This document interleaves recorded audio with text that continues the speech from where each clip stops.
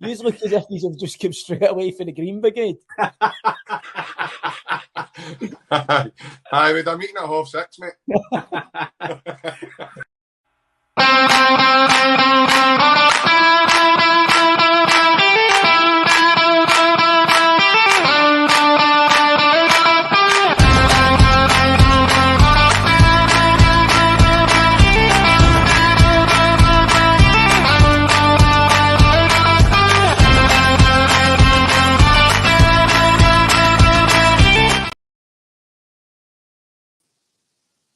Yes, and we're back with the Celtic Unrestricted View. My name's Ryan Clifford, and it's a big episode this week for you all. It's a guest episode, and we're joined by Sean Higgins, ex-professional footballer. Sean has played in Scotland, many clubs, many experiences in football. Again, Sean, Dundee, Ross County, Falkirk, and we'll talk about some famous goals as well as we go along. But I'm really glad to have you on, mate, and I hope you're well. No, great, thank you. Cheers for having us. So looking forward to it. Like I says, mate, you've played the game, so loads of experiences, mate. But I would like to say that people can maybe learn from, and for me, mate, it's good to talk to guys that played the game because not a lot of guys can get that privilege, mate. So I really appreciate your time coming on tonight. No bother at all, mate. Anytime. As I says, mate, start off with Celtic. You're a big Celtic fan, mate. So then we'll get into your career. How's been a Celtic fan at the moment for you, Sean? Aye, very good. I don't think there can be much complaints now. The style of football, obviously, Celtic are playing is what is expected at a club that size, and I think what Ange's done is remarkable, to be honest. I've actually taken a lot more games this year. Been away from football myself, not coaching anymore, and or playing too to play now. But I've been at a few games, and I was in Madrid last year as well, which was my first away trip in Europe, which was outstanding, great city, but it was just no issues at all, no hassles. It was just a brilliant. So all positive now. Talking about Madrid, mate, I was there myself, but I can't remember much of it, to be fair. I think I was the only solo one there.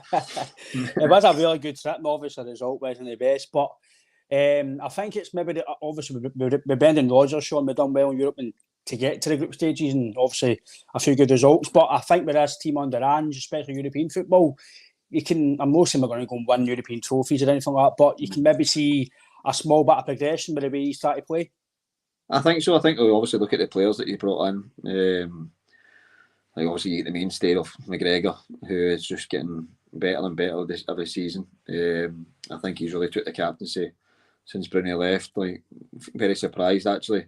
I always knew his quality, but as a captain, you weren't sure because I don't really know McGregor personally. So I think he keeps himself to himself, which is it's rare these days, I suppose. But outstanding footballer and a leader on and off the park, but looks at it.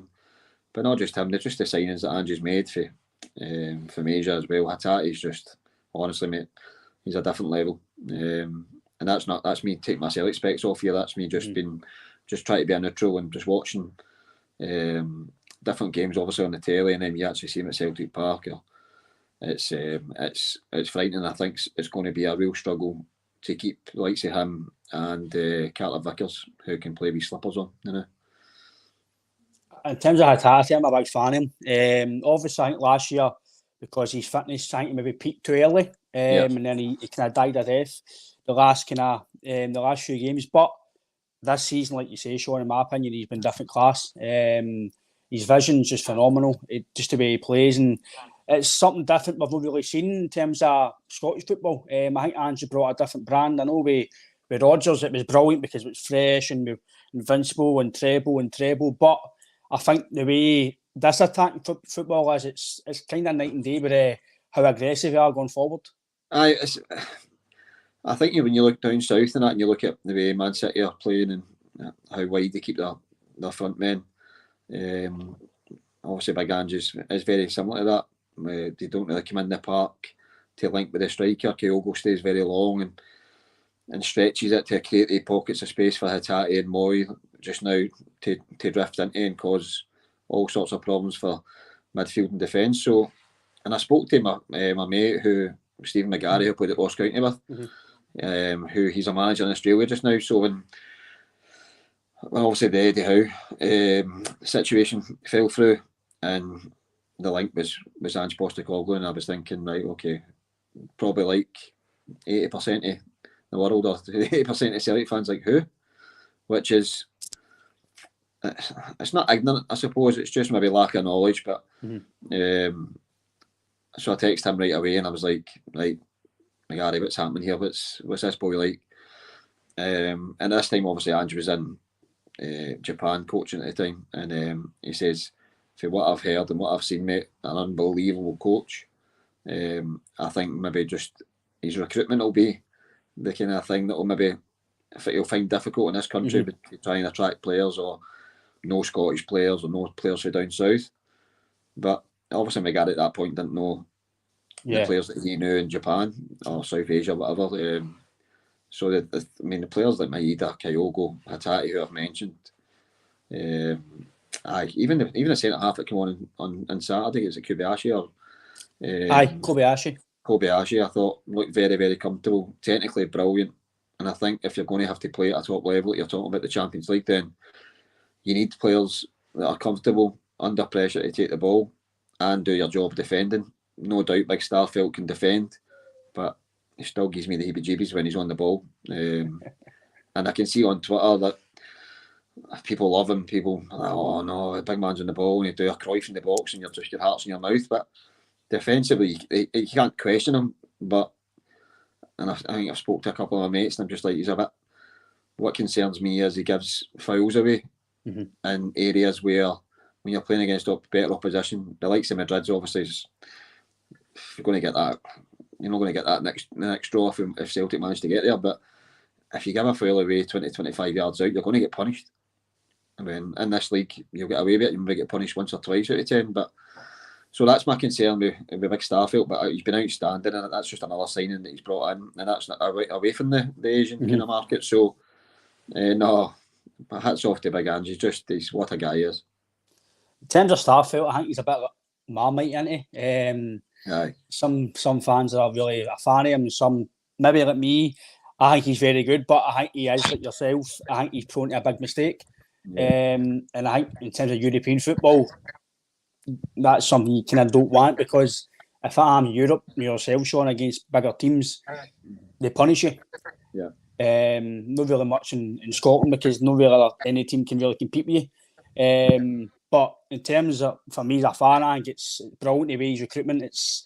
But you still get people questioning recruitment in terms of, because of the amount of money he's spending. But he's spending money wisely, and other teams in the league are just spending money willy-nilly, and it's still really working out. So in terms of recruitment, for me, Sean, I'm agreeing with you. I think it's been absolutely fantastic. Yeah, I think when you look at it now with the 5 subs as well, right? So the squad has to be big, because the choices you've got, and look at the difference he's making. And you look at his substitutions maybe on the hour mark, teams can't live with that. Seeing you've got players like Abada, who I think he's got a long way to go, but I think he'll be a top player. I think he's an impact player just now. Obviously, his goal scoring returns is very good, but it could be, when you see the chances that he gets himself in, or the chances that he creates for himself and others, predominantly it's later on in the game. I think when he starts, he struggles, but I think that'll come because he's still very young.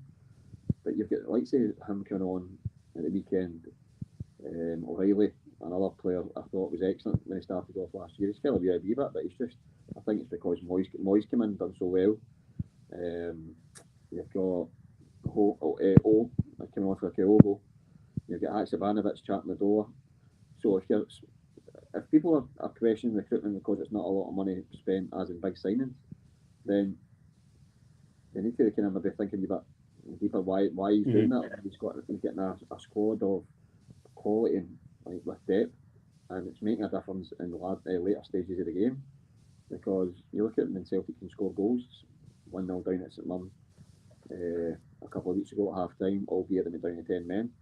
But then the impact players that Abada coming on and just finishing the game, and it's I wouldn't like to be up against Celtic now, put it that way. No, definitely. I think the way Ange has got him set up, and especially, I know a lot of fans don't really want to talk about it, but potentially you're going for a treble now. potentially. So to deem of that again after the season before last year, you wouldn't think that would ever happen again. So for me, it's been brilliant as a fan, mate. And obviously the draw. What's your thoughts on the draw coming up as well? Aye, so I was watching the Falkirk Ayr game, and I was like, I was just about to turn it off, and a massive result for Falkirk. My congratulations, because obviously being a League One side, I played there for a season as well. I was actually Ayr for one game, came off with a broken metatarsal after 3 minutes, so I think it was the worst signing in Ayr's history. So I was interested to see where it was going, because obviously they're going well in the Championship as well under Big Bully. So, but a massive result for Falkirk, and I was just about to switch off, and I thought, wait a minute, the draw's not been yet. So switched on, and then before you know it, I think it was Colin Hendry done the draw, was it? And it was 1 and then 3 or whatever it was, and I was like, right, okay. And then you see people saying yes, delighted with that, and other people saying, oh, you're preparing the final and all that kind of thing. But I think when you actually take it in, you think, right, okay, the pressure's on. The pressure's always on Celtic and Rangers in a derby game, 100%. But the pressure's on Rangers to stop Celtic getting the treble. And I'm not being disrespectful to Inverness or Falkirk at all, but whoever gets through that tie should be shooting in for the medal, for the trophy. So the way Celtic are playing now, the pressure's on them to get the treble because it's Big Angie's first treble. But I do think more pressure's on Rangers to stop Celtic, because another season trophyless, Celtic to pick up the treble if they beat Falkirk or Inverness, if they get through the semi-final, then it's going to be an interesting one. I like to be there. I don't like Hampden. I hate it. The atmosphere's horrific. It looked great. The last one right off the final looked great, to be honest, but I couldn't get a ticket. It was the gold dust to try and get a ticket. But aye, it's an interesting one. But to be honest, it gives Falkirk and Inverness an opportunity, which they deserve, because it's incredible what they've done. So aye, we'll see what happens. It'll be an interesting few weeks and months, because you could kind of end their season by April, and it could obviously be no ideal for them as well. So, but on to yourself, mate. Starting off in football, for me, anybody who's kind of played the game, I'm always interested in how they actually started. Obviously, when we played football, when I did, Sean, I was playing in the streets. Was that the same with you, or was it more later? When you went to the boys' club, you started getting more into football, but was it just really playing with your pals and street jumpers for goalposts? Was that the kind of grounding you had first? Aye, well, my memory's terrible for the early ages, to be fair. I mean, I'm nearly 40, so I'm clutching a wee bit here. So, I remember Mum and Dad saying I was standing against the couch and kicking the ball back before I could walk. And then it was just after that, like, I see kids, I work with kids as well now, and I'm bored. I'm like, go and get a ball and go outside. And if your pals know about, then practice what your weaknesses are. And that's all I done. I was happy with a ball. There was no Xboxes, Netflix, or this distractions, plays the PS5s and all that kind of thing. It was later on that came, and I was allowed an hour a day. But no, most of the time it was out working my skills or working my pals, you say, jumpers down, games. And then I moved to Inverness, funny enough, when I was 5 or 6. And I had a big back garden. I was fortunate to have a big back garden at that point. And again, a set of goals in the back garden. And then my school had a big 11-a-side pitch. I went down there with my pals, and then I came back down the road. And that was the first time I joined a boys' club team when I was 11, 12-year-old. So it was just really playing with a school team to start with. I think obviously nowadays, like you say, it's I don't really see anybody out in my scheme anymore playing. It's very rare. You might see one wee guy playing now, but it's the first thing I thought about after school was going to play football, and you're rushing your dinner doing your neck to go and play with your pals. And I think that for me, helped me doing that. And but back then, you obviously don't think about the fitness. Sorry, I lost you there. Is it back now? I think that's it now, is it? Yeah. Aye. Sorry. Back when I was younger, it was just you were out in the streets and your dinner was down your neck, out to play with your pals, and it was just playing football. You weren't thinking about the tactical side or fitness. It was just having fun with your pals, and going for Celtic basically on the Well, streets. that was your routine, wasn't it? It was just like in for school. I used to be a bowl of soup. We were in the early dinners. We were kind of 6 o'clock dinner. So, excuse me. It was a bowl of soup and then back out again, and then you had to be in for 6 o'clock, and then sometimes I done my homework, no often, and back out again. And then when the street lights came on, that was you knew you had to get in. In the summer, you still get to shout for your mum, right? That's it, and your pals are still out to play. I hated that, but that was the good old days, to be honest. But listen, society moves on. We need to move on with it. We need to encourage kids in a different way now. There's obviously a lot more organisations under like boys clubs and set-ups and stuff. I've actually just back from my wee boy there. He was training the night with Gap Care, and I was like, no idea, like side goals, beautiful pitch, cones, mannequins, markers, ladders, you know what I mean? You name it. Like just so, I just encourage the wee man just to go and enjoy it, and as a fitness aspect and get out, and the social aspect of it as well. And the amount of people I've met through football, so it's I still speak to now. Like I played my strike partner at under 11s was Andy Barnum. Oh, right, okay. I ended up playing at Ross County with him as well. So, and I say that to you, and the social aspect and the people that you meet is quality for the rest of your life. So he seems to be enjoying it now, and long may that continue. And obviously, your youth was at Hamilton. What age did you start getting to Hamilton? Was it quite early on through the youth ranks, or was it kind of later on when you get into the ranks? So it was again just playing boys club, and I actually picked up with Leeds United, and I went on a trial at Leeds United at the Science pitches in Glasgow, and done really well, and they invited me down. So I'd get down. It was over 2 years anyway, between 2 and 3 years, going down there in the school holidays, and at that point they were in the Champions League and everything. So a massive club. Obviously they're back in the Premiership now, but they went through a hard time. But you're talking 1990s, middle of 1995 or something. So you've got the likes of Alan Smith, Harry Kuehl, who's obviously in the Celtic coaching staff now. He was there. Lucas Radebe, Nigel Martin, all they kind of like top players. To quote, Ferdinand just left actually. As I was going down, I think he was signing with Man U.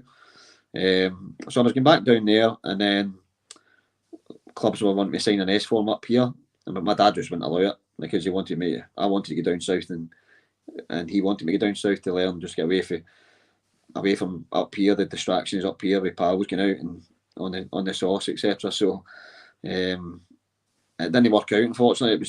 They changed the youth system, and I was heartbroken, like absolutely heartbroken. Wanted to chuck football everything, and my dad had a chat with me, and he was like, "Listen, but things happen in life. You get setbacks.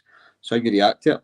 And at that point, I was in Hamilton, training with Hamilton as well, and they offered me a 2-year YTS contract, and it was just I was at that stage. I was like, right, okay, it's not going to work out as well as I thought. As in going down south and getting a 4-year contract, and I had this Champions League club and blah blah blah, and now I'm at a club. No disrespect to Hamilton, because they were brilliant with me, but it's a 2-year contract, and I didn't have all the kind of the new stadium and all that kind of thing. Just now we trained at just behind the Hamilton pitches actually, and we used to have kind of wee sheds and that in there. So, and it was proper John Hill coat, proper old school, learned your trade there, loved it.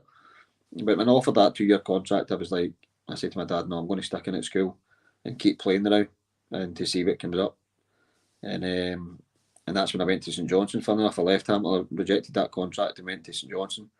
And I just played with the full-timers on a Friday, got the Friday off school. And then St Johnstone get relegated and done away with most of their youth players. And then I actually get picked up with Ross County because I played against Ross County with St Johnstone, and was asked up for a week's trial with Ross County. So that's how it kind of worked out. There was a few setbacks. It wasn't playing and simple like everybody thinks. It was just when you had it easy, just get up and there you go. There's Ross County because you were up there for a wee while. No, I had to work hard to get there, and thankfully it paid off. Right, obviously when you signed for Ross County, did you start off up through reserves in it, the first team, or was it quite a quick rise into the first team? So I was under 18, so I was still only 17 at the time when I signed. So taking a step away from obviously family life, the security of my mum and dad, my sister, my wee brother was I was 17, so my brother was only 3 or 4. So stepped away from there, but the only thing is, because I lived there previously, my mum and dad still knew people up there. So if I was ever struggling, then I would go and see them or whatever, a wee bit homesick or whatever. But I was just desperate to be a footballer, just like probably 75% of the country would be. So I was like, right, okay, let's do this, and signed the YTS. No, I think it was just before the August, and I made my debut about 6 weeks later for the first team, and it was just, we were struggling in the league at the time. Neil Cooper, God rest him, was the manager, and just struggling to score goals, and we played a bounce game, and I get drafted in because somebody was injured, and kind of never looked back for there. That just shows you as well, Sean, that small wee breaks can, as much as you don't want guys get injured or suspensions, wee small breaks like that can have an impact on your career. You need that, and I was actually talking to somebody about that as well. Like, you actually analyse it, you think, right, okay, this could have happened, blah blah blah, this could have happened, but you just go with it. You just play the card you're dealt with, and that was my card, and I made the most of it. And it's a funny game, football, because you rely on so many things to go your way to get the breaks. So you're in the park with 11v11 and a referee, and some of the decisions that go your way could make or break you. Do you know what I mean? They find me margins, and thankfully some breaks went for me, and I managed to have a decent career. And I look at other things, and I think that's a wee bit unlucky how I've not actually stepped up and went further in my career. But there's no point in having regrets. See, when you were at Ross County when you were younger, was there any kind of experienced guys to kind of take you under a wing and speak to you and kind of show you the ropes, or was it the sense of because you get in quite early on, you just done it yourself, really? No, so to start with, it was I just get my head down and just worked hard. And now you were the experienced guys like Alec Bowen, who played with Stirling, he was still in, he was mental, Boney, brilliant laugh, brilliant guy. He was there, so, and I actually cleaned his boots. So it was weird because I was keeping him out of the team, cleaning his boots and gave him a cup of tea in the morning. But that's exactly what kept you grounded. So big Steve McGarry, who I mentioned previously, Graham Bain was brilliant with me, nicest guy, one of the nicest guys you'll ever meet in football. He played with Ross County and Inverness and Dunfermline and stuff. Just it was more tactically. He was just saying, no, don't go wide too early, stay central. Don't change your game up because whatever you're doing now, it's been productive for you. All that kind of thing. So that first season was a really difficult one for Aberdeen Volk because Neil Cooper left and Alex Smith came in, but we managed to stay up the last game of the season and I scored my first ever goal. So a memorable one, even though it was challenging. Because obviously, like you say as well, Alex Smith, how was he as a manager? I know he's been quite experienced in the Scottish League, so how was he for you? I couldn't speak highly enough of him, to be honest. He was obviously Neil Cooper gave me my debut, but when Alex came in, it was just it brought me on another level. To be honest, that I didn't think I would have got to so quickly. I always believed when I was younger. I probably believed myself more when I was younger than I actually was an experienced player. I always believed that I could bring it, but I think to be a mainstay in the team, 18, 19, and people talking about you was something I never really thought would happen so quickly. And Alex was obviously a big part of that. Do you think that's something that you can maybe pride yourself on, that you kept yourself to yourself, you keep working hard and you progress in your career? And some guys these days kind of, when their name gets in the headlights, it kind of gets them these days. I think maybe, I don't know if that's society, Sean, I don't know. But I think it is society, mate. I think you're right. I think, well, there's an element of that. If I got above my station or whatever it was, one of the experienced players would have simply either smashed you in training or just told you straight, simple. That's the way it was. And I think a lot of young people coming through, young boys coming through, young girls coming through, obviously never really kind of worked in the women's game, but and the young boys coming through, they're not asked to do much and they just complain about everything, to be honest, and it frustrates me because they've not done anything in the game and they think they're the next Messi and stuff, and it's maybe, by the way, don't get me wrong, maybe if you speak to one of my ex-teammates, well, he was a wee prick, he was far too big time, whatever, but I can't imagine so, because I've got good relationships with all the boys that I've played with. I still speak to Stevie Ferguson that now and again, who was the captain at Ross County at the time. He is, I think he's club director or something like that at Ross County just now, and a great guy. And he was on me every single day in training. So you weren't allowed to. To get above the station, and Alex as well. But Alex had just an awe about him. Like if you just crossed that line, he didn't make scream and shout. You had that respect for him right away when we walked into the room, which was, it's hard to explain. But as a man, I couldn't speak highly enough of him. Do you think that's vital in terms of when you're a youngster, coming up in the ranks and, like you say, you're playing well and scoring goals? I think it's kind of vital to have experienced guys in your team to kind of put you back down a peg if you're maybe getting too big for your boots, because you do see it these days that, like you say, some guys are too big for boots sometimes, but do you think having experienced guys in your team quite early on is kind of vital in kind of going forward in their career? 100%, 100%, and there's a way to do it as well. So, I saw something a few months back. I think it was the new wonder kid at Man U, the Argentinian boy Garnacho, or whatever, I don't even know how you say it. He looks as if he's going to be a real talent, and maybe he's came across and his attitude maybe been a wee bit stinking in pre-season and stuff, and the captains came out and slaughtered him, but he slaughtered him in the media. Now that's, to me, that should be kept in house. Do you know what I mean? And fair enough, have a go at him, he's a young boy, like just say how you rein it in, whatever it is, however he wants to put it across. But why go on Sky Sports News and branch it all over the world that his attitude was bad? Like, cause then people just start to say, he's a bad egg, and it's all that stuff should be kept in house, and there's far too much going out in the media, in my opinion. And I'm glad that I had a career that the media side of it wasn't really massive as it is just now, because it's no, some of the things I read are not really comfortable. It's quite embarrassing somewhere. See, when you at Ross County, when you were in the professional ranks starting off, did you get any media training at all, or did you just have to kind of get told, listen, you can't say this, you can't do that, or really just take it on yourself? It took a couple of years before we got media training. So I done my first interview, I was 18. Right. And it was on STV. They done it wasn't Championship at the time, it was First Division at the time. They done highlights on Channel 3, and I remember, I think we drew and I scored that day and made sure my hair was all fixed perfect and all that. And, well, like Alex Smith's like that, right? Just be careful what you're saying and stuff. And I think it's a video actually, that's how old I'm. A video, or somebody's maybe put on a DVD now or whatever, but I couldn't even tell you what it is. But I think if I look back, I'd be cringing. So there was an element that you had to actually learn yourself. And when you're obviously being a successful, you do, the media want to speak to you more. So you just get used to it. And I can, as you can probably tell so far, I could talk in the ear off an elephant. So it's all good.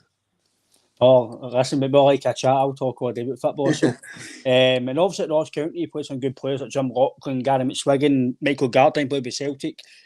But they sort of guys that when you were, obviously Jim Loughlin was an experienced head and he's played a lot of football in Scotland. Yeah. How was he with you when you played at Ross County? Was he quite, was he on you all the time? I know eventually I think he was the captain, wasn't he? And so was Jim on you quite a lot, or was he more on the park but off the park, quite cool, calm, collected? No, Jimmy was full on every single minute of the day. One of my closest pals in football, still actually spoke to him the other day, just before the cup final, see what he was doing for the cup final, if he was going to it or if he was having it, because he works offshore now as well.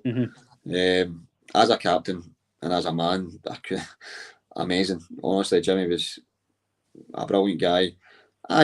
Jimmy will tell you himself, he wasn't the most gifted a footballer, but when I look at some teams, I'm just thinking that is crying out for a Jim Loughlin, just to organise, to demand off each other, not just in games, as you say, training, after training, because I've played with him twice. I played with him at Ross County then, Dundee.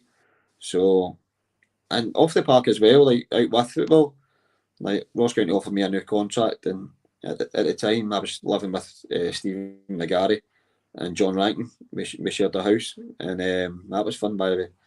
I'll say no more on that. So we shared a house and Ross County said, right, listen, I think it's time for you, which is great because when I look back on it now in hindsight, it was a great thing. They said, we're not going to pay your digs anymore. I think it's time for you to kind of look at the next step and you're kind of transitioning into an adult.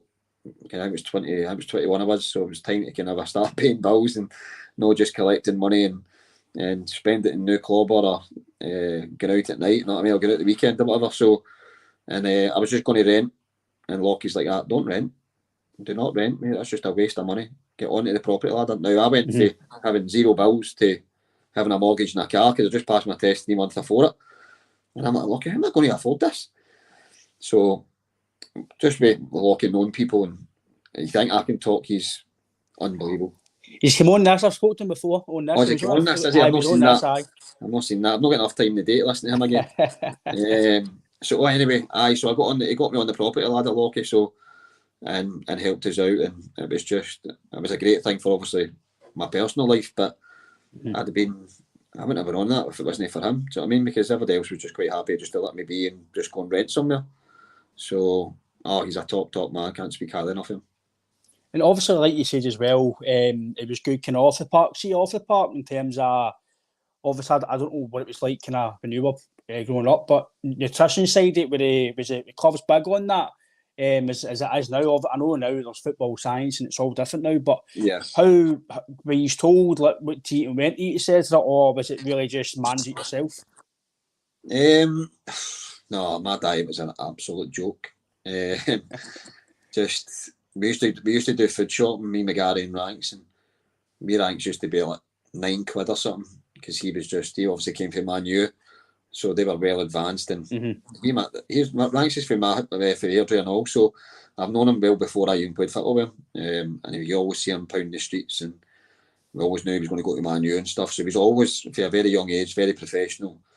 So his was like a 6-pack of water, Miller Lite, and a packet of Jaffa cakes and a packet of wine gums or something. I think that was his shopping, because we all used to just put in for dinners wise, and then me and McGarry would be like 30 quid each, like Monster Munch, Lucozade Orange, full sugar.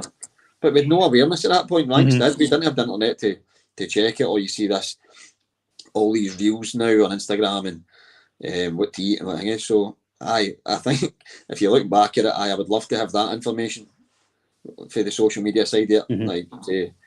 And it came in later on in my career, but no, I wish I had it earlier on when I was at the kind of top of my game. See, Ross County, how was the facilities? I know now they're a bit better, but were they the same when you were at Ross County, or is it enhanced since obviously, I think, is it Ron McGregor? He's come in. He's put a bit of money in. He's really done well for Ross County, obviously where they are now. So, how was the facilities back then? Were they a bit more advanced now than they were then? When I first went, when I signed as a YT, they made a significant kind of training bit attached to it with an indoor astro and a gym and a physio room and stuff. They've extended it again because they've extended the stadium since the last time I was there. And behind that kind of indoor astro, they had 3 or 4 pitches, grass pitches, but you're right next to the sea and stuff. But it's what the ground they've got is excellent. Roy's no shy a few quid, so that'd be spare change to him what he's done in there. But credit to him, because I know they've been up and down recently with the leagues, and they're kind of toiling a wee bit now. But it's a club that I spent 7 years with, so I've got fond memories up there. That a couple of wee issues, obviously, with certain managers, because I had 9 managers in 7 years. But it's just you're not going to go on with Aberdeen football, and that's just the way it was. But no, I've got a lot of love for the club, and I mean, when I lost my dad passed away a couple of years ago. Like Ross County put it on, like sent me a letter and stuff and that kind of thing. So nice wee touches like that. So fond memories.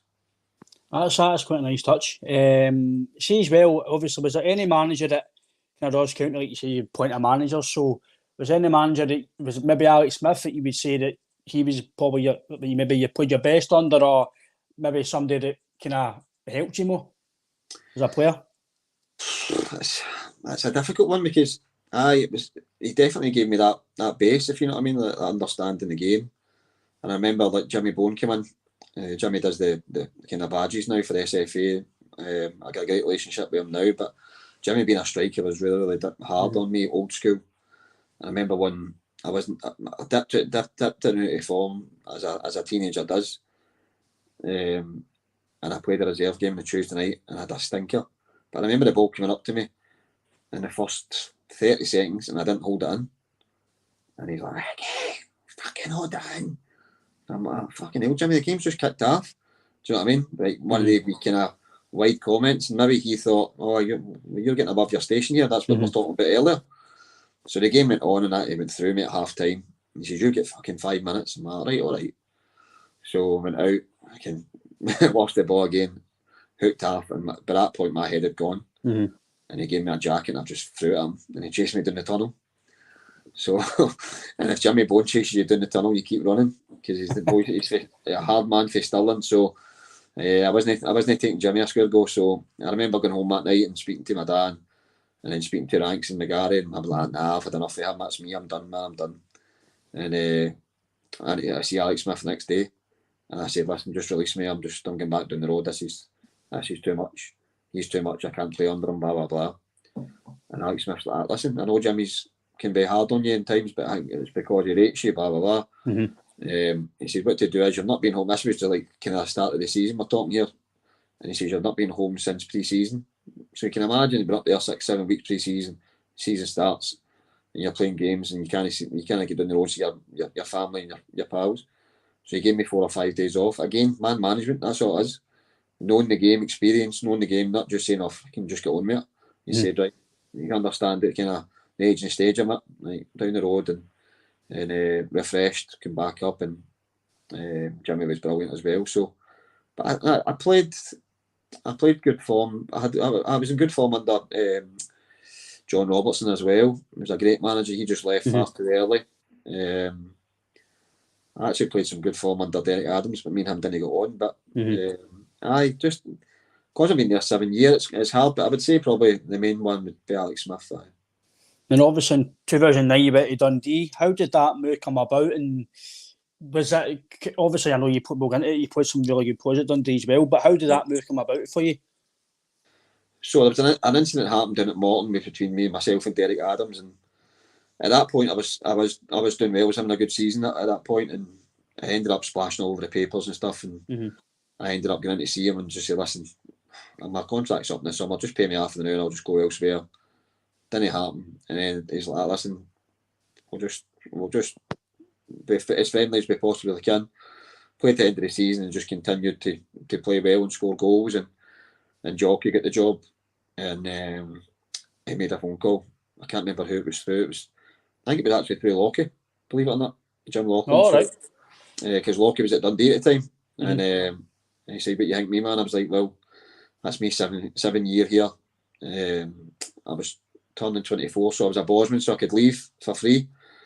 Because there was a couple of clubs beforehand that were wanting to speak to us, but because I was under the 24, the compensation package, because of the games I played, was too much, and I didn't do that well enough to earn a big money move, if you know what I mean. So I ended up speaking to Jimmy, and then spoke to Jockey, met him, and he offered me a contract, and Dunfermline offered me a contract, and Airdrie offered me a contract, funnily enough, and all. And there was a few other teams sniffing about, but when I looked at the size of the club at Dundee, knowing Jimmy, and then obviously Jockey was telling me the kind of players that he was looking to sign, who I'd played against that season as well, and I thought all that combined, this could be a good move for me. And eventually agreed to sign and moved on for Ross County.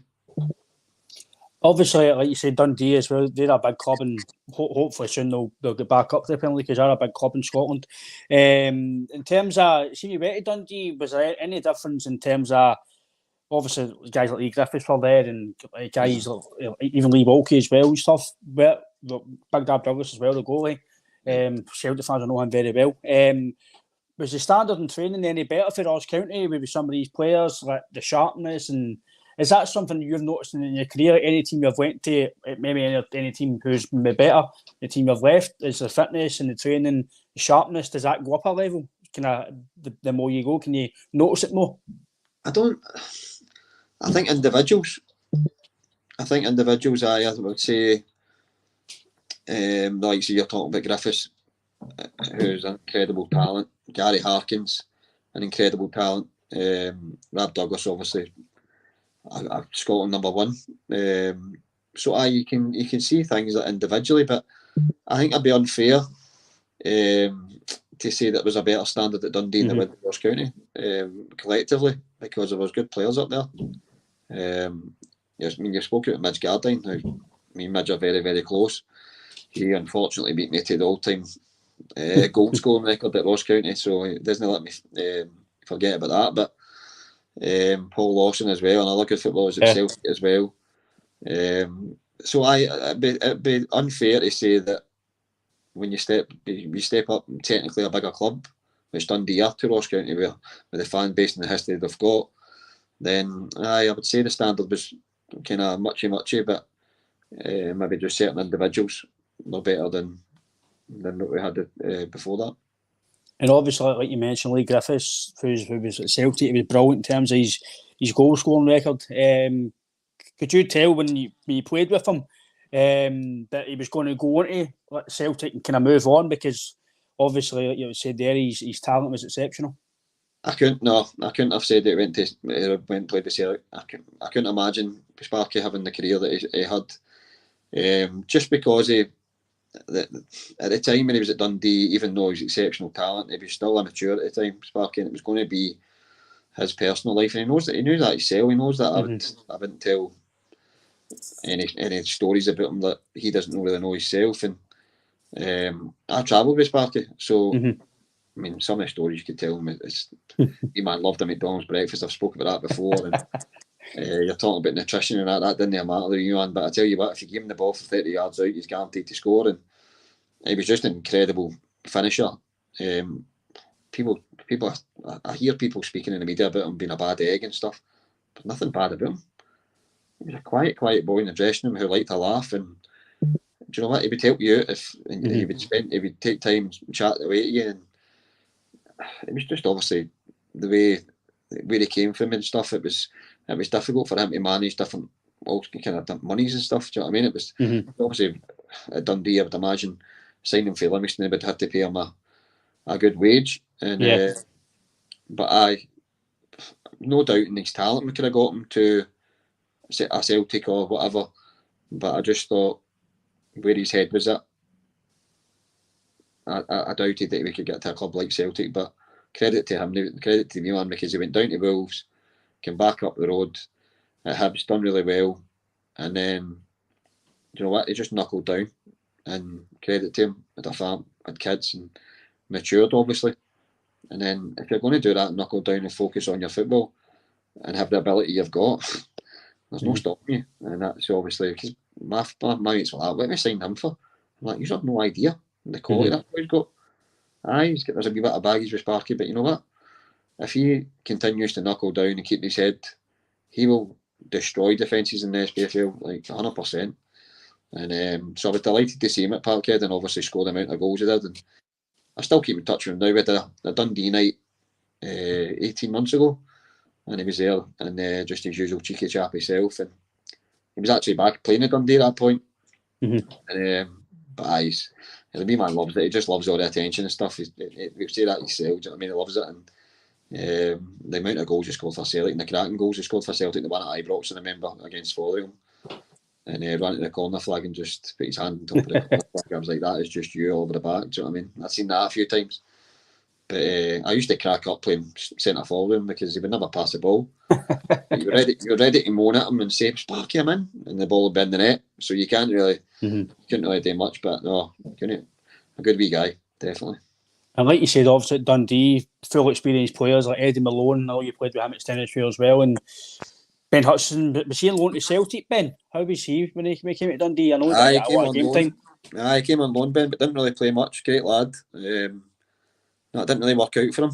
I don't know if it was I actually can't mind if myself or McMenamin or whatever was maybe doing well at the time, or when he came in it was maybe injuries. I can't remember exactly what it was. He didn't play a lot of games at Dundee, but he was a great lad.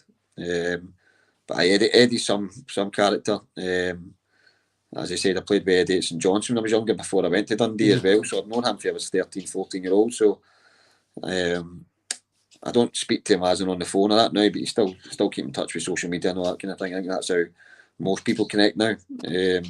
And he's a family man now, which I can't believe, but that's another story. But there's experienced players there, very, very good players that, I mean, obviously I've mentioned Harkins, Griffiths, etc., Rap Douglas, the big names, but you've got like say Eric Payton, Brian Kerr, boys like that Lockie was there, a big character in the dressing room and made sure that everybody was ticking every single day. Gary McKenzie, centre half, who ended up doing MK Dons. As I said, Colin McMenamin, striker, myself. So there was definitely good strength and depth. We were 9 points clear when they sacked Jockey.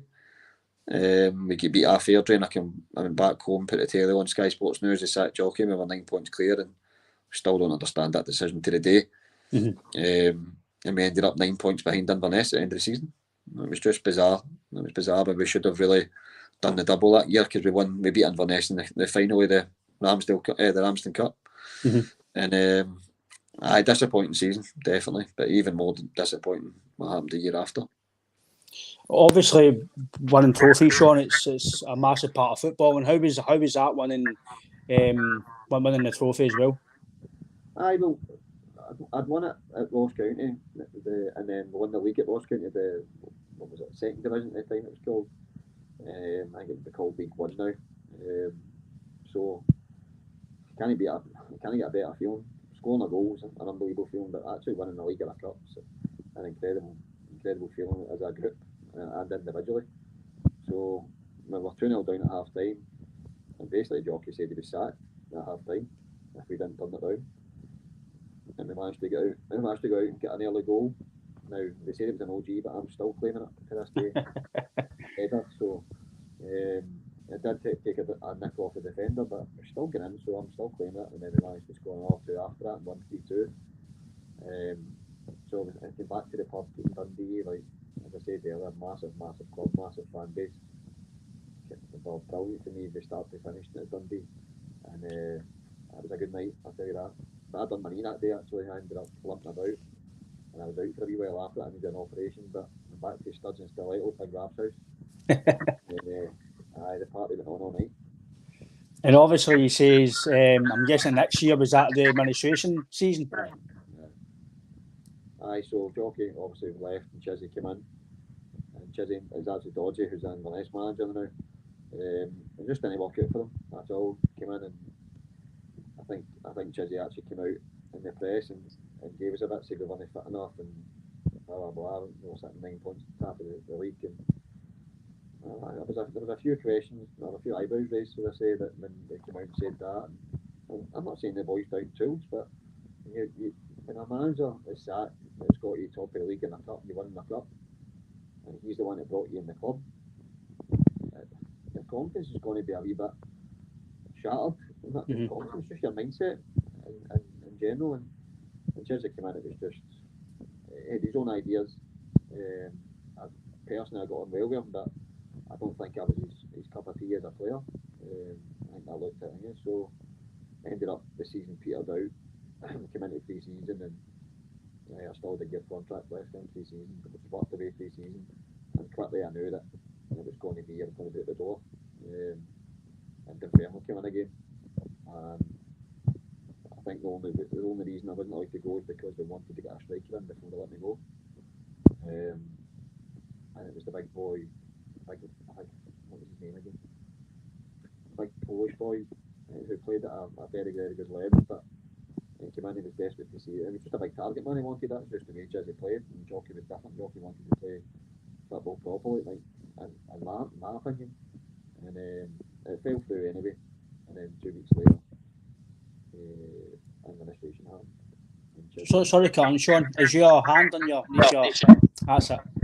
There's a wee comment to your sound. That's fine. That's it now. I would see. Obviously, when that was all happening, was the administration. Obviously, what happened? It's no good for any player to be under that pressure playing as well. Did that affect many players? Like you say, some of them down tools, but because of the situation, I think maybe some fans don't realise, like you say, sometimes that's your livelihoods on top of that and stuff like that, if you can't get your wages and you don't know when you're getting paid and stuff, was that a chat around dressing? Was that playing in your head as well?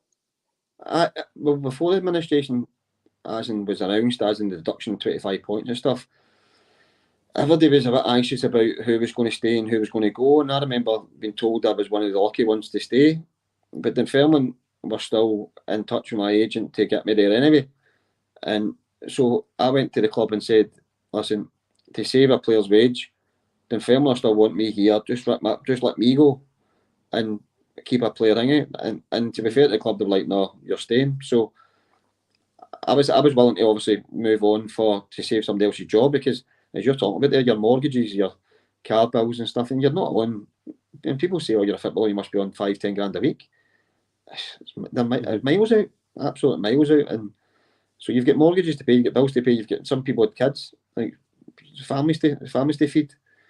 And so it was difficult, and to see friends, not just the footballers, not just players, by the way, actual like office staff and stuff lose their job was horrific. And it took a couple of weeks to sink in, and but we managed to just every day, and I've spoken about this before, fans, club, community, players just got together, and somehow we managed to turn around that 25-point deduction with 11 first team signed players, which is incredible when you look at it that way. Oh, it's remarkable, Sean. Like you say, it just shows you in terms of football as well how much football is. It's how much it brings to people, because, like you say, basically the community of Dundee came together and helped you as well. So it just shows you how big football is in people's lives. And I find as well, what's this about the raw beef steak in your boot? What was that about? Oh, it was. I mean, that just shows you. It was. I think there was only 3 or 4 games left of the season. We're playing Queens at home, and the game before that, I kicked the bottom of somebody's studs. I know I was supposed to kick the ball, but I think the boy tried to tackle me, and I just a freak accident, and so it was the top of my bone, my foot, and I thought, no, that's my season done.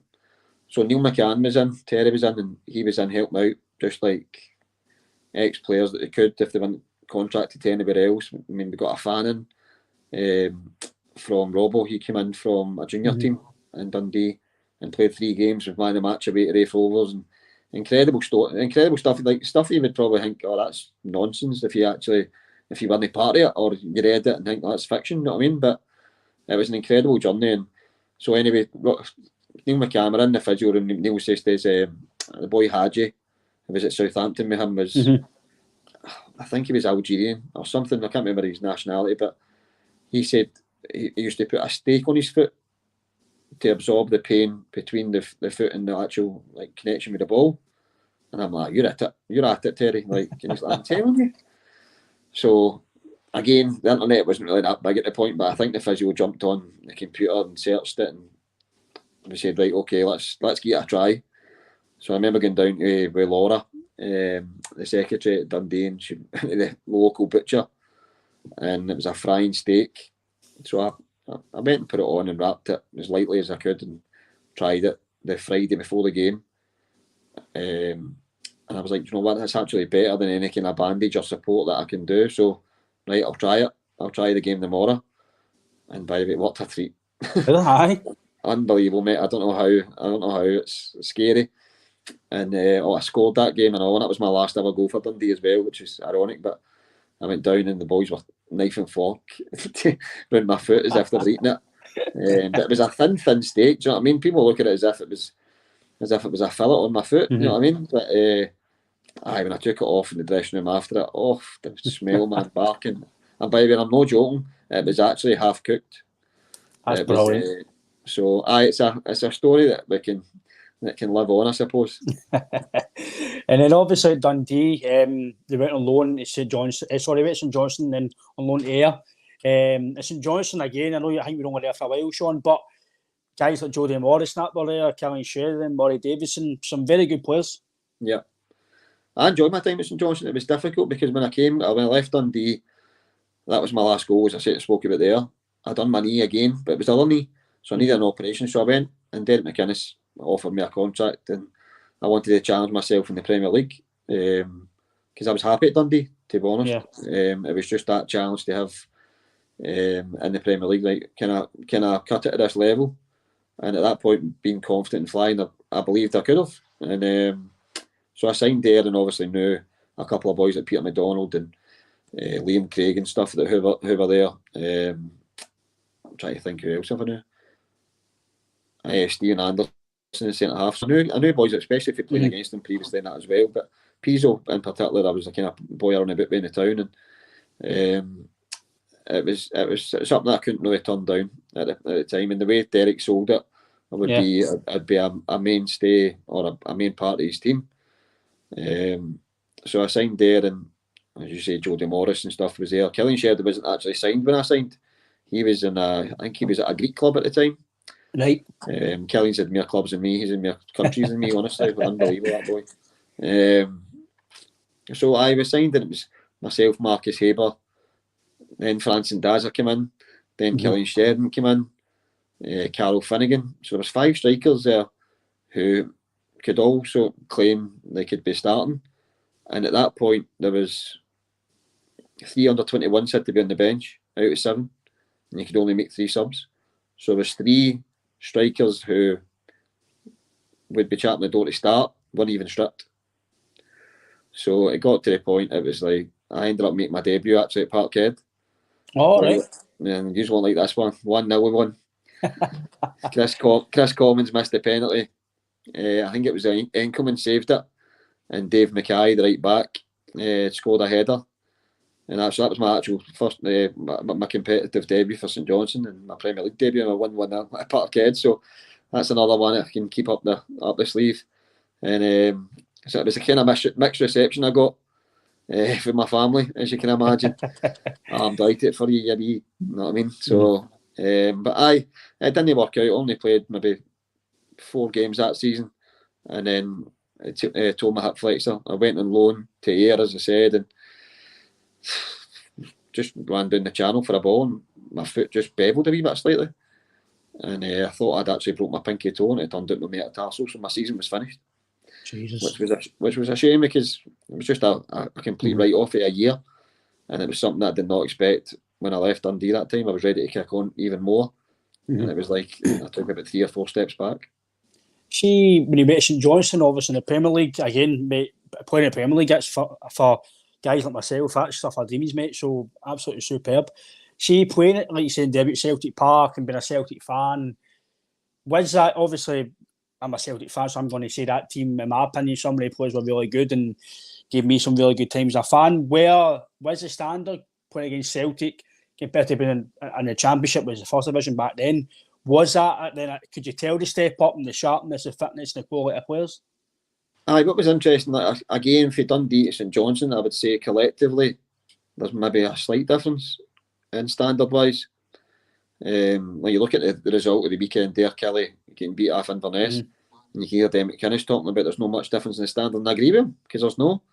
But there's probably a part of him and all, like, trying to take the flack off himself for a poor result.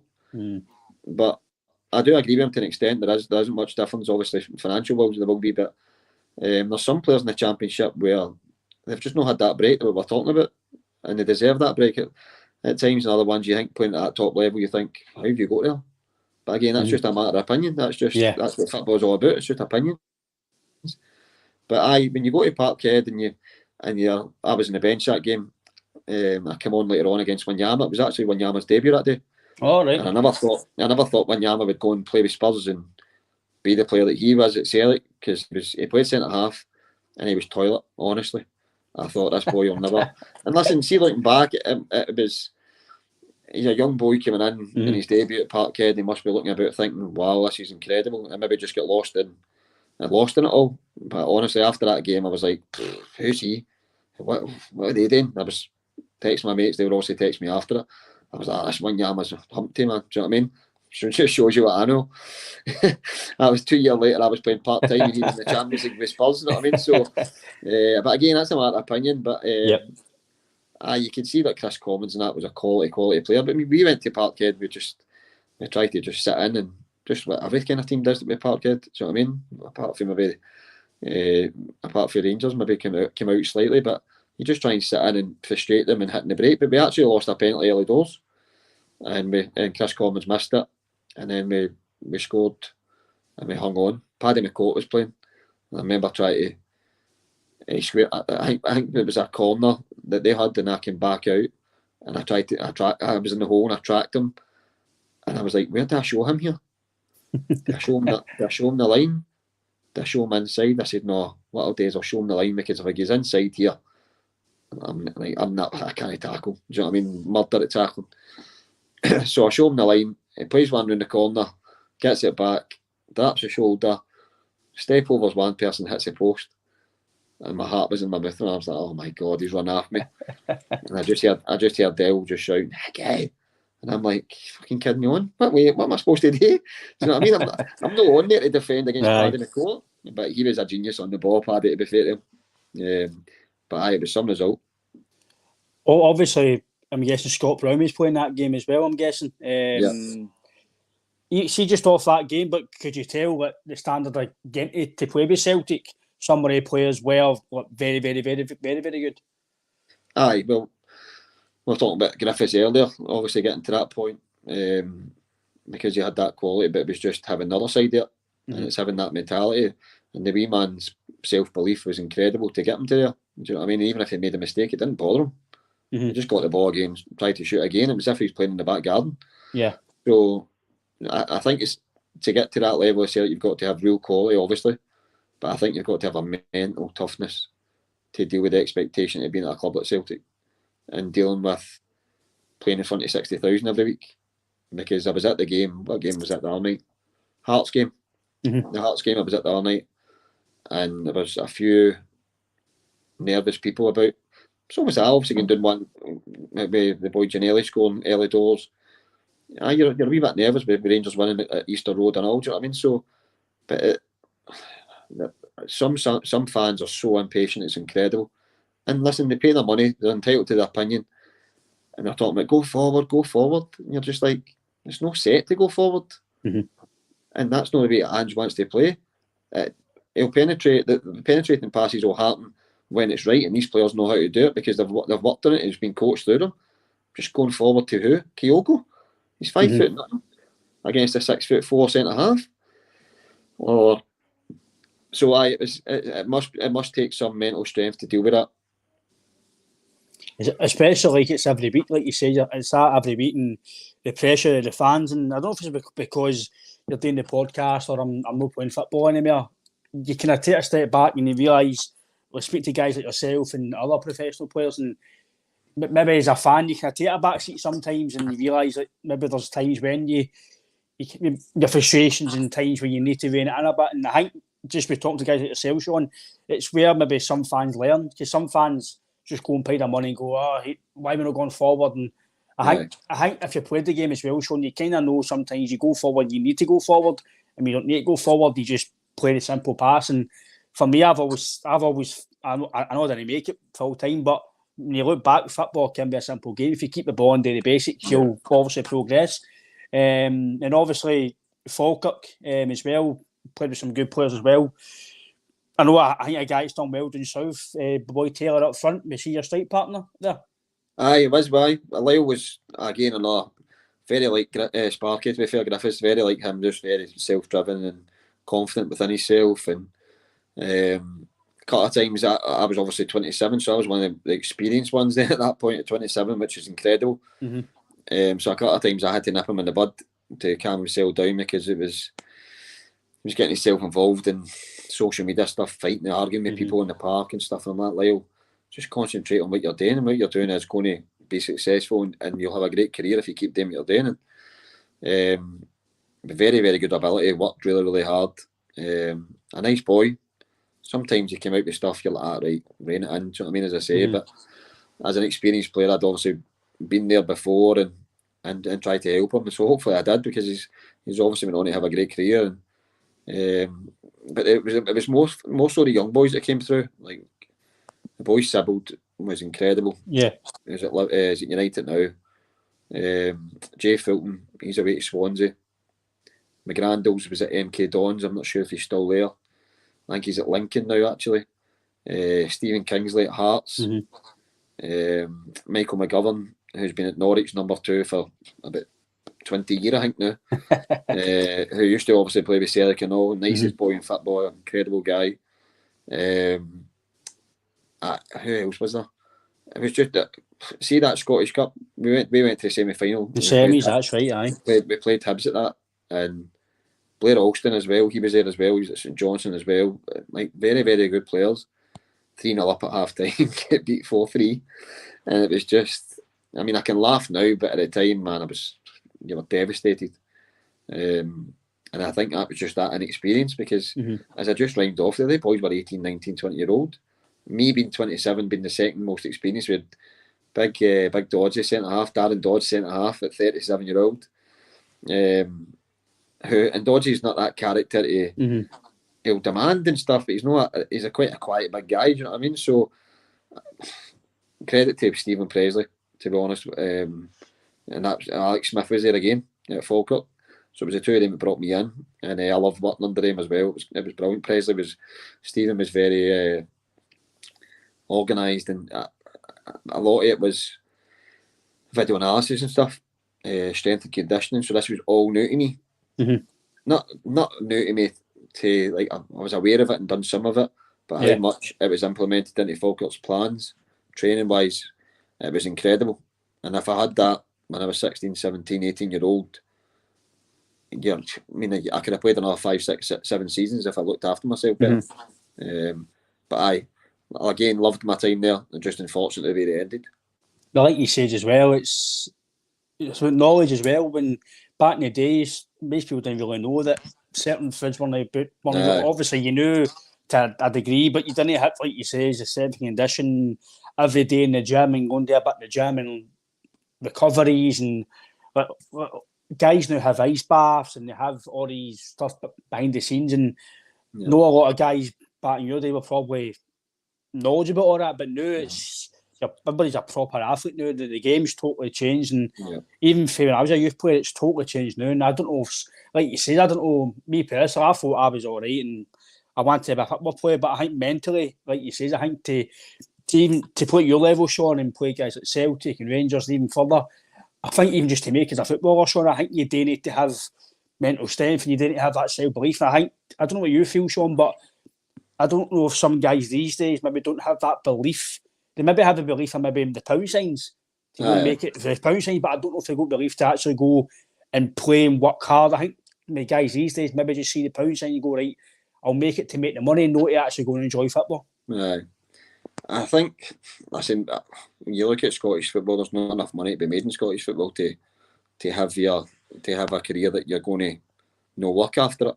Do you know what I mean? Even unless you're talking about maybe McGregor's and that kind of thing, right? A wee bit different, but that's a different level you're talking at. So you need to go into Scottish football and work hard and enjoy it, and want to progress to get down south to make money. That's the only thing you can do unless you get to Celtic and be a Brownie or be a McGregor, as I said. So, but society, listen, we need to adapt to society. It's just one of the things. It's just, I can moan all day about it. It's just different from what I was. I wouldn't like to be a young boy in society these days. I think it'd be really, really difficult. I found football challenging at times mentally.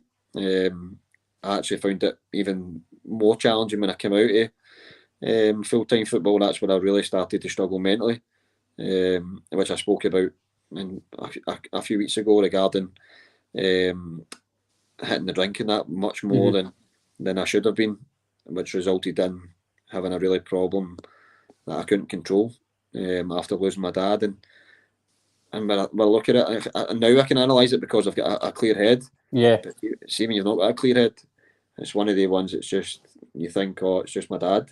Because I lost my dad, it's not. I've got to think about it all what I'd been through with, like, even though the kind of later stages of my career was when social media, you get a wee bit of abuse on social media. He's not good enough. But see, he's not fit enough, blah, blah, blah. It plays in your mind. You'd be lying to tell you to say that it's no. And if you can, then good on you, because you'll go far if you don't let that bother you. But it's brilliant waking up every single morning playing football. And I miss it every single day, but there's other sides of it that are mentally challenging. But like you say, Sean, people go through. Obviously, you've spoke at length yourself, but fans aren't privy to that. Fans just think because you play football that everything's all rose in the garden, and it's not the case. Just because you're earning money and maybe having a previous life of been full time football, it's sometimes when things impact your life outside, that does affect your performance, and fans don't see that. Because I actually spoke to a ex-Celtic player, Sam Wardrobe, and he spoke about that. It was during the 10-0 season.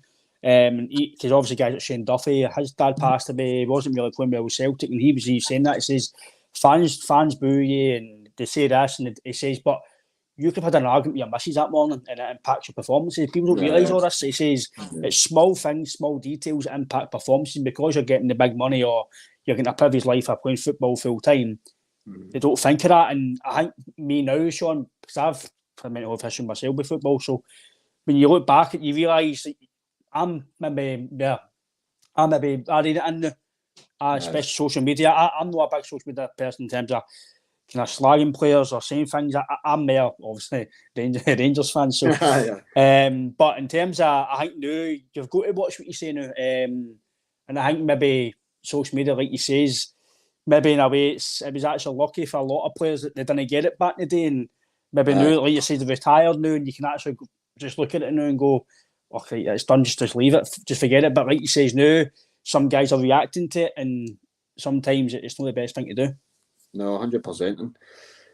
And it's just, listen, there's definitely pros and cons to social media, 100%. And as I said, I was lucky enough that it was just maybe towards the end of my career that things started doing it. And at that point, my head had gone. You know what I mean? There was one, obviously, I think we'll probably discuss it anyway, the famous commentary at Ibrox that day. And there was I think I retweeted it, or what a day it was or something. I can't remember exactly what my tweet was. And there was a wee death threat underneath it. So things like that, it just gets out of hand. I mean, I'm playing with Stenhouse-Muir against Rangers. It's no, I'm not playing with Celtic and Rangers, and even that's unacceptable. Do you know what I mean? It's just, and I get that people are so passionate, and I get that it's their club and they love it and they're going to protect it as much as they can to an extent. So but it's just something that's just far fetched. All this racism and stuff, and it's far too much. It needs to be taken out of the game. No, I agree with you. It's not acceptable. It doesn't matter if you're a footballer or you're a guy that works for the council. It's getting at any abuse online just shouldn't be happening. And again, I think it's all to do with education, Sean. I think it's how you're brought up and say like you can't say this, you need to say that you can't. I think it's all to do with education. I think guys need to get educated, especially when it comes to footballers, because they think because they're getting money and they're paid, maybe some of them paid quite wealthy, that they don't have anything outside of their life. But talking about that goal, obviously Stenhouse-Muir and Rangers got liquidated and they went down to the third division. We'll get a wee clip for one of your goals, mate.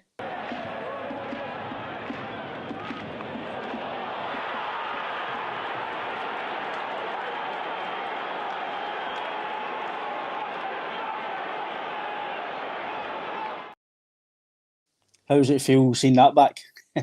Actually, so all the pelters that I got after that, right, started because when I ran away, I put my thing like that, because that was my first goal since my wee boy was born. I was just back from it, right? So I done that. Probably when you look back, you're like, what am I doing? Do you know what I mean? But I'm 38 now, so I'm at that point I just get carried away. But I think the Rangers fans behind the goal. Now this is me, a Celtic fan here. Used to sit in that as a Celtic fan to watch Rangers Celtic. So it was always my dream to score for Celtic in that end for Celtic. So just to score in that end, but it was all Rangers fans. It made it quite sweet. But I never got to the point where I was going to do that to them and whatever. It was that So anyway, my name came over the tannoy, Sean Higgins. So I got a fiend in this and a fiend in that. So I got a bit of pelters after that. But listen, it's part of the game. I know it's not part of the game, but I dealt with it. It's not going to be. It's not going to be. I'm not going to cry about it. It's fine. But when I scored the penalty after it, so that was my first. That one was my first goal, and when I scored the penalty after it, because I was getting pelters, I took the corner down at the side of the way section is now, and they just that wee stupid corner now. And the Stennismuir fans were there, so there was only maybe, I don't even know, but maybe 100 fans or something after that. And we took a corner and the ball got flighted over and the boy got brought down penalty, and I turned round to see what big game it was. And he was in the stand, I forgot he was injured, and he had the penalties. So after scoring the header before that, I was confident. I had penalties all my career anyway. So stepped up, and after this, before I was sitting in the corner, and you're feigning this, you're feigning that, look at Nicky and all that, blah, blah, blah, right? Tongue in cheek. So I step up, and I hit the penalty, and I don't connect that well in at the corner, and Cammy Bell gets a hand to it, and it managed to, not strong enough, but so it goes in. So the relief just sets in, and all that pelters that I was getting for that, the fair scored the header just came out, and I just stood there and just said, "Can it obvious?" And the mad Tom commentator, or whatever his name is, still does the commentary on Rangers TV. The clip is sensational. I still get sent it most. It's get a grip of yourself, Mr. Higgins, you idiot. And I'm just like, it's totally, it's brilliant. It's absolutely, it's not in a way because it's so unprofessional. It's incredible. Oh, it is. Oh, it's terrible. But not that I'm bothered about it. It's skin off man, always, know what I mean? But it's just hilarious, and it was 9 years ago, and I still get sent it every year. And the pictures I still get, I'm standing, and me, Sean Dixon's in the top of him. I'm just smiling, just so happy. And that made it 3 each and all. So we managed to get a point that day. So that was for me, being a part-time player from the first season was really difficult. But becoming a dad was amazing. Obviously, then scoring that goal and having that specific day. I didn't enjoy that season overall because I just knew my career was coming to an end. It was just, I was started university at the time, but that day will always stand out in my career. Not like the same as when we won titles and stuff at Ross County or Dundee or whatever, but just for a personal thing, scoring that double at Ibrox in the Broomland Road end, then it's not too bad, mate. No, it's definitely not bad, mate. You've lived the dream, mate. You scored at Ibrox. So, and like obviously, I totally agree with you in terms of that stuff. Like you say, it's part of the game in terms of fans, but it shouldn't be part of the game. You shouldn't go to stadiums, even Celtic fans. Doesn't matter who you support. You shouldn't go to football, and no, I agree. You shouldn't give players abuse. But I get what you're saying, guys. Yourselves and players you play football, you it starts off your back until after the game. Then you might think about, but during the game, all you're really doing is try to win football games. But in terms of obviously like you says, playing at Ibrox and Rangers were down that season. I know obviously it's neighbour near the team that was playing now. I think it was like John Daly and stuff. It was a total different team, tempo and stuff. See, obviously when that happened, what was the chatter around the league, etc. When that happened? Was it basically like a David Goliath thing? We need to go and really try and basically go and try and win the game here, because I'm not saying prove a point, but it's a bit of a exciting prospect to go to Ibrox or them come to use with a big crowd, bigger than probably normal, and go and put in a show for yourself and for your fans as well. So I'm trying to think. So I was at St Johnstone at the time, and we played against Rangers. So that summer, or whatever date it was, the Rangers must have been down. So I must have been at Falkirk when Rangers were in League Two. Because then I went to Steny and Rangers won obviously League Two by a canter and came into League One. So I can't really remember at Falkirk what the chat was. I think it was shocking. You know what I mean? Throughout the world, never mind throughout just Scottish football.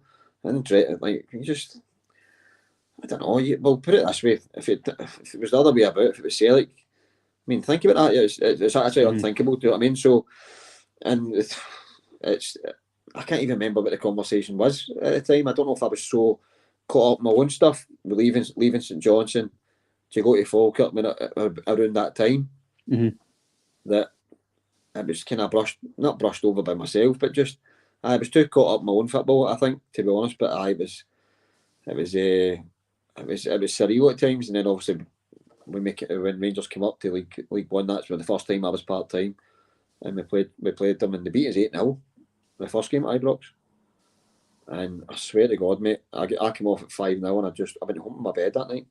And I never done Shattered. that. And no, just No. embarrassed. Just my mum and dad were there, and I was just like, it's 50,000 there. I'm just like, I beat 8-0 off Rangers, 8-0. I'm just like, and I was on the park and I gave a goal away, and I was just like, oh no. And I never went to my bed after any game. I would sit up and deal with it one way, if it was beers or sit and just watch Match of the Day or something. I would deal with it somehow. Never, but I was so embarrassed. My phone was off. Everything, it was horrendous. So there was a wee bit of thing in the way back with the game that we drew 3 each. There was a wee bit of needle left in it for that game. That hurt me, and it must have hurt the other boys that were hanging, because we definitely performed a wee bit better in the return leg, if you know what I mean, in the second game of the 4. So, but it was just.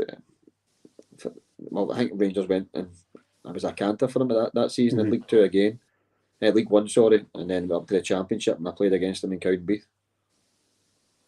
I think obviously, like you says, it was obviously now we can laugh about it and stuff like that, but obviously it was a big kind of that's mental. It must be mental, and but like you says, mate, to score at Ibrox twice, it's not just once, twice, and like you says, it's a personal accolade as well, but it's something you would ever take away from you, mate. So again, I've watched a few of the goals back, and brilliant, mate, absolutely brilliant.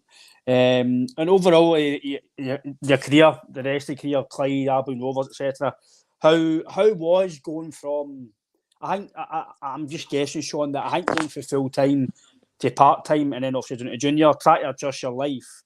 I'm guessing it must, like you said, mentally. I think going full time, waking up, going to training, and then going home, maybe go to the gym, but then having to maybe work and then going in a living and play football. Was it hard to adjust?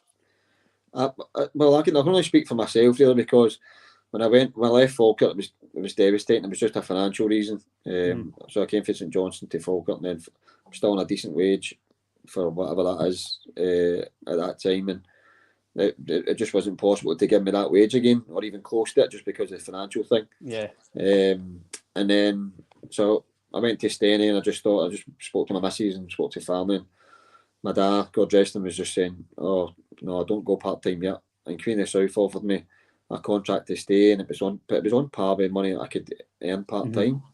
And I just thought, if I stay full time here, I'm just delaying the inevitable, because I'm going to be part time at some point. And I understand why my dad was saying it to stay on, because maybe I could have worked my way back up again. But I just made that decision. But I underestimated how mentally challenging and how tough it was. Plus, my missus was expecting at the time. Yeah. We weren't long married with the house. I think I had 2 houses. Actually, I think I was still in my house in Inverness at that point. And I was planning. I always wanted to have a PE teacher if I didn't make it as a footballer. So I thought, right, now's the time to go back to uni and get what I need to do. And so I had to deal with all that. Wake up in the morning. If it was not going to uni, it was dropping the wee man off at my mum's before I went to uni. And my missus was back to work after 4 months. So it was like it sounds like pure me's, right? And it's not. I'm not giving it that. It's just for waking up. I mean, probably the most beneficial thing for me being a professional footballer was waking up every morning and going and playing football. Yeah. And not because of the money. Take the money side away from it. It's because of what it does for you mentally.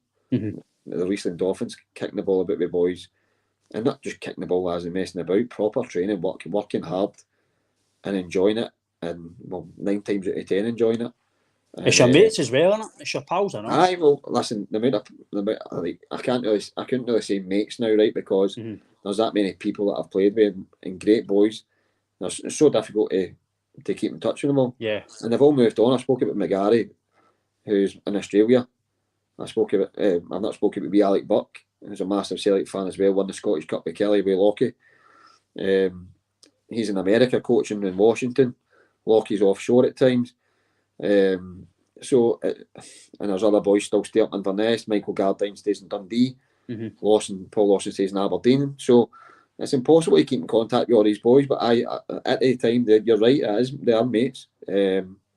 And it's one of the ones that you're fortunate to get that, and when that's taken away from you, whether it's you it's made that decision. In that case, it was me. For the big picture, for my family, for myself, I found it really, really difficult to manage. There's been loads of comments, Sean, but I had one for JP. It's away now. He says he's apologising. He would like to speak to you if possible again.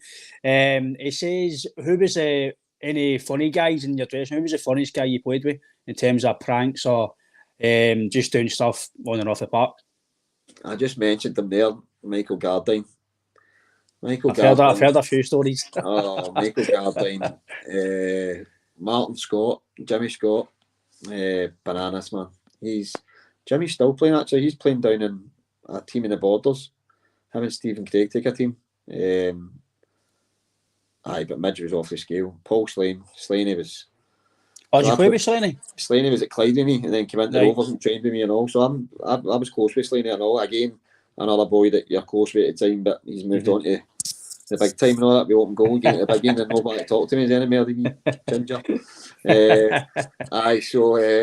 No, but Slaney, I was on a stag do with Slaney and that and all, when Scott McLaughlin stag do. Scott McLaughlin was ruthless and all. So there's a few characters like Midge Gardines. He's got to be the captain of that. Big comment as well from Feed the Bear. It says, great podcast this. Hope you just get more views and sub boys. Thanks, mate. Appreciate that. And a wee comment as well from JP somewhere. It's there, Sean. It says, Sean, have you mentioned the same training standards right through your career, even though although you've got older and naturally had to drop your level? So, have I kept it personally? Listen, I still play amateur. I play amateur on a Saturday morning when I can, and I played on Saturday there, and we were very, very good first half. Just the Airdrie amateurs, and we were very, very good first half, and then second half we just started to not do what we were doing in the first half, and I just can't handle that. I just frustration. And I only play a few games with, like, when I can out with work, because I do shifts. So if I can't make it, and they're brilliant ways, to be fair, and they just want to get in. And there's a lot of young boys there that I can help as well. But even 7-a-sides and that, I'm just a natural moaner and winner. I would imagine. I love to win, and even like when I play the wee man at FIFA and stuff, I don't let them beat me. It's not happening. Mate. So probably the boys that I've only been there 3 or 4 times. I said with the Airdrie amateur team. I probably after the second half, get him to fuck, man, he's mental. So I came of football on a Saturday morning, and I take a Lanarkshire Forest over 35s as well. Right. So I'm a manager there, and I was there on Friday night with a player manager. And I came on Friday night, and we were playing Lark Gall, fun enough. And we've got wee boys like Stevie Murray, who was at Kelly, and Kieran he was at Thistle, wasn't he, as well, wasn't he? Aye. Kieran McInnesby, James Drummond, Ryan McStay, Gary McStay, all good players, right? So that's quite a good team, aye, very good, mate. So all for a bit. So again, one of the ones taking the foot off the gas, and I hate it. So I had a wee bit after the game and said, "Listen, what are we doing? Like, there's no way that we should have lost 2 goals there. Big John Conley's in goals. He's gutted and now got a clean sheet, and the boys must be looking at me as if, fucking calm down, Higgins, it's over 35s, mate. You know what I mean? But it's just natural, it's just in me. So I always trained hard, as in when I was on the park. Could I have done more off the park? 100%. 100%. The amount of time I had when I was a full-time player to go to the gym and do extra, I just never done it. As we spoke about previously, not knowing the actual the positives that has for you. But I was quite happy to go up the street, go up the town centre and sit and get a Starbucks and have a wee gander to see what kind of birds were about. Mate, I didn't have a day, mate, so it's all right. That's nothing new there, mate. But the last bit I want to ask, mate, is Christmas nights out. Have you had any nights out? Because for me, when I played I'll tell you this story, when I played amateurs with a team called Dennis Amateurs, and we had a night out in Nakoda in Duke Street, didn't we? Right. And a few of the boys, one of the boys went to the toilet and they put Paroka in, Paroka, still game. They put chicken, him and his veggie and all that, and his pockets and stuff like that. We were out of town, we were sitting outside Savoy in the queue. ID done all right. He's like, ID, aye. Chips and sauce, different, his pockets and everything, man. Oh my days. Brilliant, man, and stuff like that. And stuff like I think that's for me. I think the social side it's good as well. I know a lot of guys now are kind of no drinking now, and guys are the society's changing. A lot of guys don't really go out in bevies much now and stuff. But was there any mad nights out you went on Christmas nights out? Too many. Been to Newcastle loads of times. Belfast, we went to Belfast with Dundee. That was a really good night.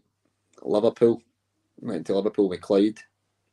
That was all right, actually. It wasn't as good as I thought. I heard Liverpool was a great night out, and it was a good bunch of boys and that, but it wasn't as good as I expected. I don't think you can see by Newcastle.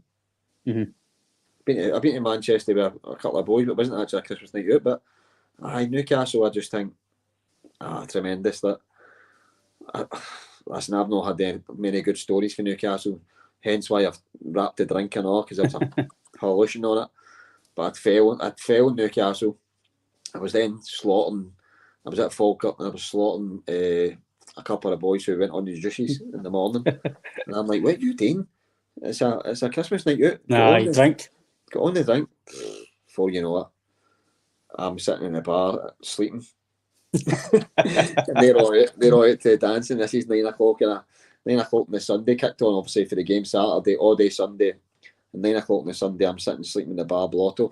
And then I think I was saying to be Luke Leahy, who's doing, and he's actually Shrewsbury captain, a brilliant boy. And I was saying to him, you'll peak early, not you'll peak early. And I remember him and Johnny Flynn, who played centre half for Falkirk, he's Irish boy, great kid. Put me in a taxi, and I remember just whispering in my ear, who's peaked early now. And I was like, so it was there was a few nights out, and by some, I thought I was daft, but there was some nutty heads, man, with a drinking about football. I think footballers in general, mate. Again, I can only really talk myself. I want to say I'm the brightest of sparks. I think some football players aren't they that bright, especially, and then you add booze, and then I think when you add alcohol into it, it's not the best of mixture. But overall, Sean, in your career, how would you look back? Again, mate, for me, you've lived a dream. You've played full-time football. So for me, mate, nobody can take that away from you. You've had a good career in Scottish football, scored a lot of goals. I was a second myself, mate, and I'm jealous of the goals you've scored. So how would you look back overall in your career, mate? Aye, proud of it. Aye, of course. I think I obviously worked hard, like as you say, to be a professional footballer for 16 years, 11 years full time, 5 year part time. You can't. It's not a fluke. Do you know what I mean? And I think when people say you always have your doubters, I was better than him, I should have played the few. Well, you never, mate. You never played. Why did you not make it? Because you never worked hard enough. Yep. Some people probably did work hard enough, and maybe like a couple of them never got the break, right? And I do agree with that, and I feel for people, but that's life. That's something you can do. But I got a couple of breaks at the right time, but I made the best of the breaks that I possibly could. There's things I would kind of look back, and it's not regrets. It was just like, if somebody asked me a question coming through the now, I would be able to advise that kid and tell them, like, go and do extra, go and do the gym, go and speak to people, go and analyse your game, go and, like, do you know what I mean? Just go and eat properly, go and rest, go and recover, go and drink the right things, stay off the booze, stay away from birds, stay off social media. You know what I mean? Not stay away from birds, obviously, but I would. There's a couple of things I would definitely have adapted back then, but overall, there's the amount of people I've met. I think that's actually probably my biggest achievement. But fun enough in football is the good people that I've met, because I've been fortunate to have amazing people in my life out with my family. Do you know what I mean? So, and that's just into football. So, I'm very proud of my career. As I say, mate, I would be proud of it. You played with some very good players, very good teams, very knowledgeable of the game, obviously played in Scotland. You played at Celtic Park, mate, as well, scored at Ibrox. So loads of things to talk about in your career, mate. And again, I've loved the chat with you, Sean. Hope the listeners have too. Anybody who's going to listen to me on other platforms. If you like the content, please subscribe to the YouTube channel. You'll see myself and Sean's lovely faces when it goes on YouTube.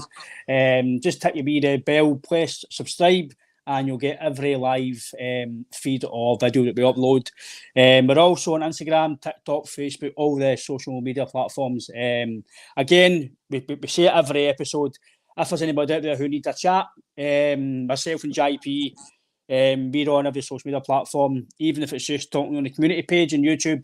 If it's Celtic chat, mental health chat, any chat, we all know that talking's good, and sometimes talking to a stranger's probably maybe best. And I'm sure, I know obviously myself, I've been through stuff. Sean's obviously said as well on this pod that I'm sure if everybody wants to speak, I'm sure Sean will be able to talk to you as well.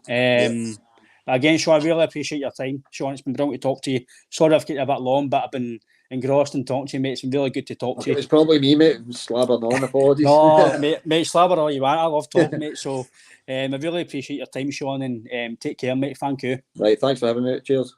Cheers, mate. Cheers.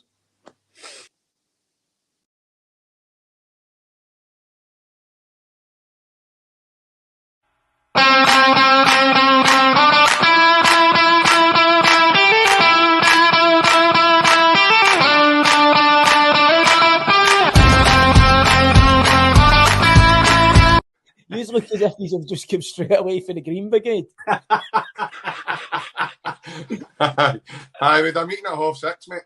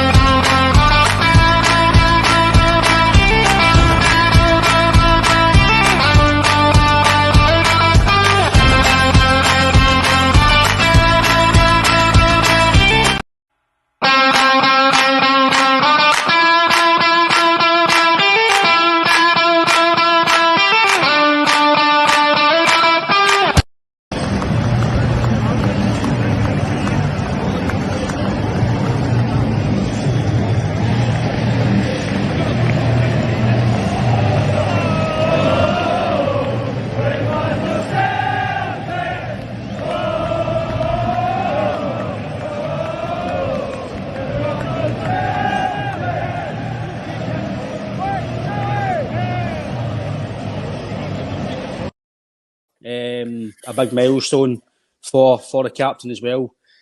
Considering obviously where we were a wee while ago, didn't know who the captain was going to be.